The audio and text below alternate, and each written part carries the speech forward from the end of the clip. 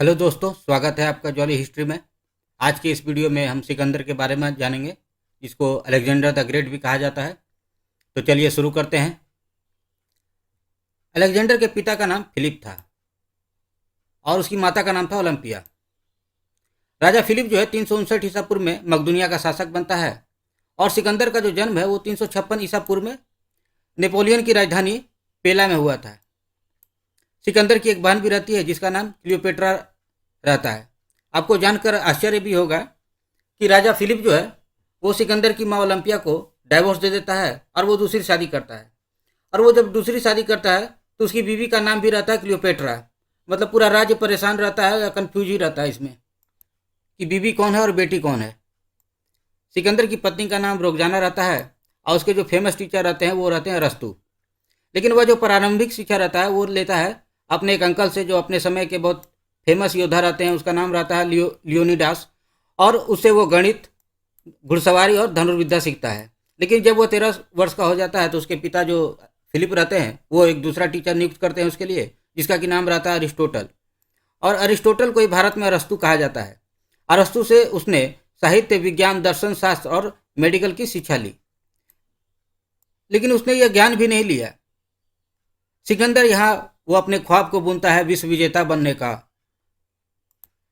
राजा Philip की हत्या 336 ईसा पूर्व में कर दी गई थी। होता क्या है कि सिकंदर की बहन क्लियोपेट्रा का शादी रहता है।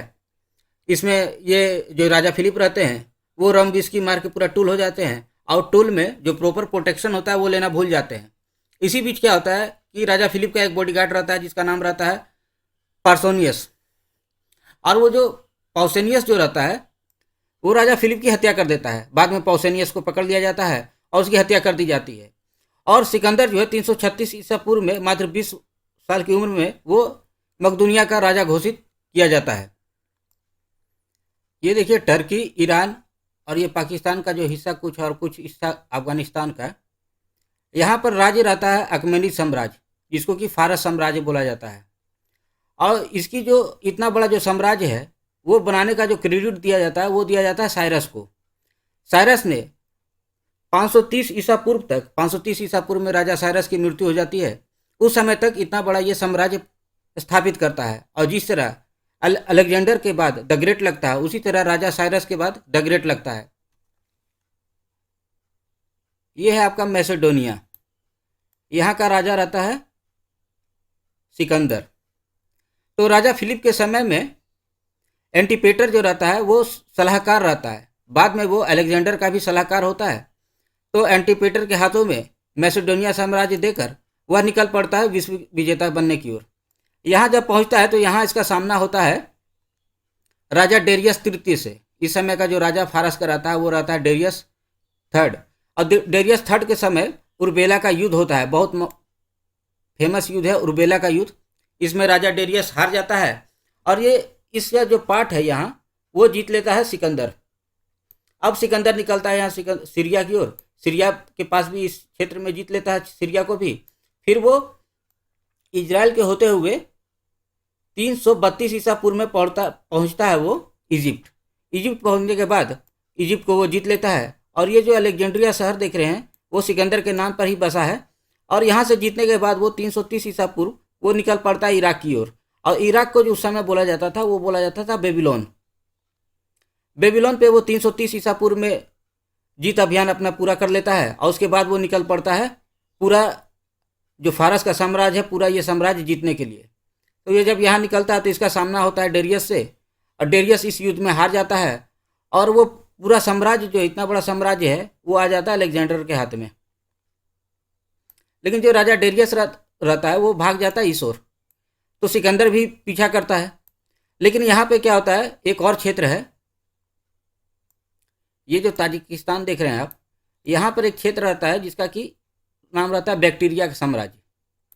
तो बेसस जो होता है वो पकड़ लेता है डेरियस को और डेरियस को मारकर फेंक देता है वहीं पर। उसी तरह जब सिकंदर को पता चलता है तो राजा डेरियस का वो बहुत इज्जत और मतलब अच्छा से अंतिम संस्कार करता है और वो बेसस की ओर, और वो बेसस को ढूंढता है सिकंदर।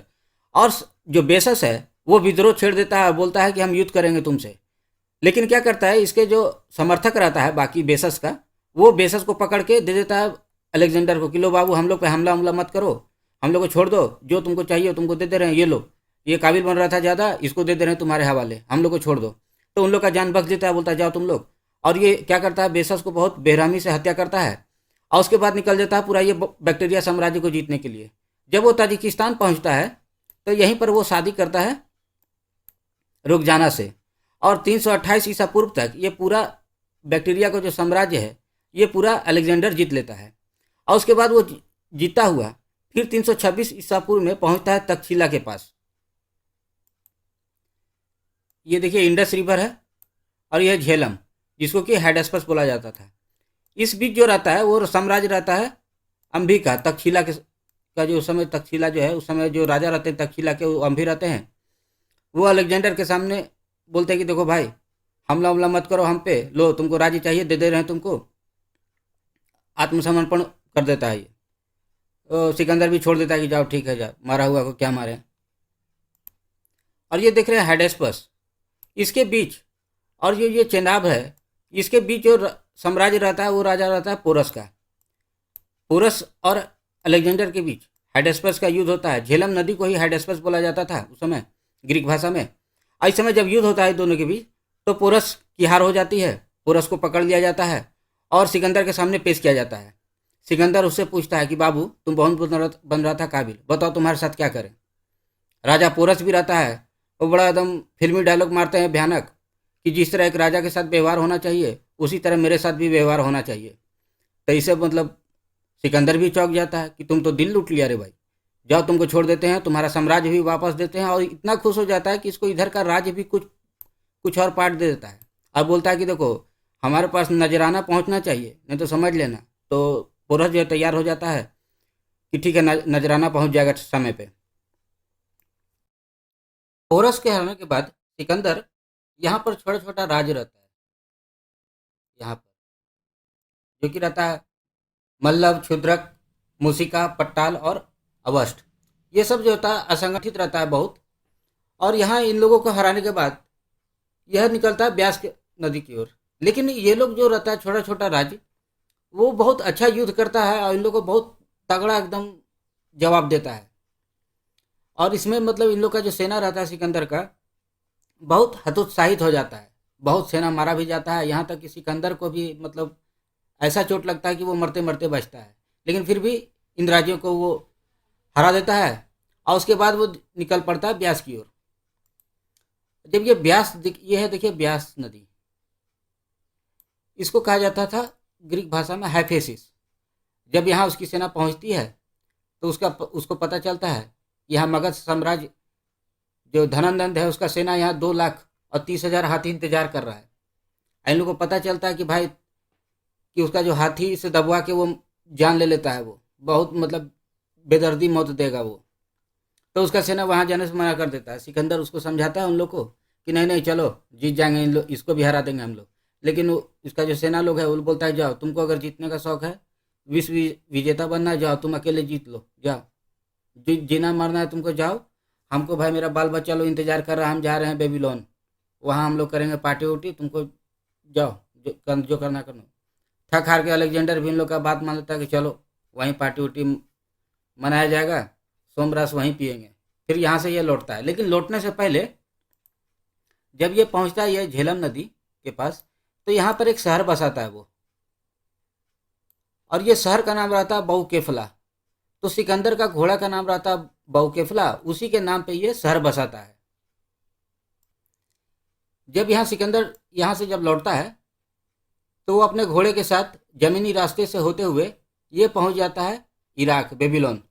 लेकिन इसका एक और सेना दल होता है जो यहाँ से निकलता है। उस समय निराकस जो रहता है, उस समय का बहुत जल सेनापति रहता है, जो बहुत इसका बहुत अच्छा रहता है। उस कहा जाता है कि उसके समय में उसके जैसा नाविक नहीं कोई रहता है। और ये पहुंचता है इधर से बेबीलोन में। आने के बाद वह कम से कम 12 से 15 दिन तक पार्टी मनाता है, और इतना सोमरस पी लेता है रम विस्की कि उसकी मृत्यु हो जाती है। कहा जाता है कि वो मलेरिया से मर गया। कुछ लोग कहते हैं कि उसके सेना पति लोग ने ही इसको जहर देकर मार दिया। कुछ भी हो, यहाँ सिकंदर की मौत हो जाती है। लेकिन मैसेडोनिया वालों को जब पता चलता है कि सिकंदर का मौत हो गया है तो ये लोग विश्वास ही नहीं करता है। अब जब इसका मौत हो जाता है तो कोई उत्तराधिकारी होता नहीं है। अब हो जाता है यहाँ बवाल। इसकी मौत के बाद इसका जो सेना है दो भागों में बंट जाता है। एक पार्ट जो है वो उसका जो सौतेला भाई एक रहता है अरहिदियस, इसको सपोर्ट कर देता है, इसको राजा घोषित कर देता है, अरहिदियस को। और दूसरा जो रहता है रुखसाना से एक मतलब बेटा होता है उसका, अलेक्जेंडर का मृत्यु के बाद उसका नाम दिया जाता है अलेक्जेंडर फोर, और इसको भी राजा घोषित कर दिया जाता है। फिर भी यहाँ ठीक था। लेकिन होता क्या है, कुछ साल बाद एंटीपेटर का मृत्यु हो जाता है। अब वो सारा देख रेख करता था, मतलब पेडिकस को बनाया जाता है देख रेख करने के लिए। अब जो पेडिकस है वो एंटीपेटर का एक बेटा रहता है कैसेंडर, वो इसको उत्तराधिकारी या फिर उसका मतलब जनरल नहीं मानता है, बोलता है कि नहीं ऐसा कुछ नहीं, इसका हम नहीं मानेंगे। तो बहुत कुछ समझाता है लेकिन नहीं मानता है, बोलता है कि अब खेला होगा। तो पेडिकस भी तैयार हो जाता है कि चलो खेला करते हैं, जो तुमको शौक ही है खेलने का तो खेल ही लो। तो कैसेंडर क्या करता है कि पेडिकस का सेना को हरा देता है। फिर जो सिकंदर की माँ रहती है ओलंपिया, वो अपना सेना तैयार करती है और कैसेंडर के विरुद्ध युद्ध छेड़ देती है। लेकिन कैसेंडर जो होता है ओलंपिया का सेना को हरा देता है और बाद में ओलंपिया को मरवा देता है। और फिर वो निकल पड़ता है अलेक्जेंडर और रोक्साना की ओर। इसका भी सेना हार जाता है कैसेंडर से, और कैसेंडर अलेक्जेंडर फोर और रोक्साना दोनों को मार देता है। अब मार देने के बाद 305 ईसा पूर्व में ये खुद अपने आप को मैसेडोनिया का राजा घोषित कर देता है। जब उत्तराधिकारी का युद्ध होते रहता है तो इसका जो सेनापति अलेक्जेंडर का 3 भाग में बांट लेता है। ये भाग आ जाता है, यहाँ से संभालता है सेल्यूकस निकेटर, जिसको हम लोग की मौर्य साम्राज्य में पढ़ेंगे। उसके बाद ये जो इजिप्ट का जो क्षेत्र है मिस्र का, इसको भाग लेता है टोलमी। और एक और भाग रहता है, ये भाग जिसको संभालता है एंटीगोनास।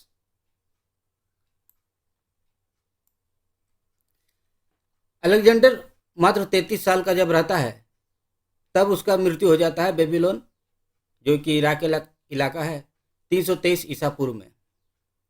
इस तरह से द ग्रेट अलेक्जेंडर की कहानी यहीं ख़त्म हो जाती है। इसके बाद हम लोग मौर्य साम्राज्य के बारे में देखेंगे। धन्यवाद दोस्तों।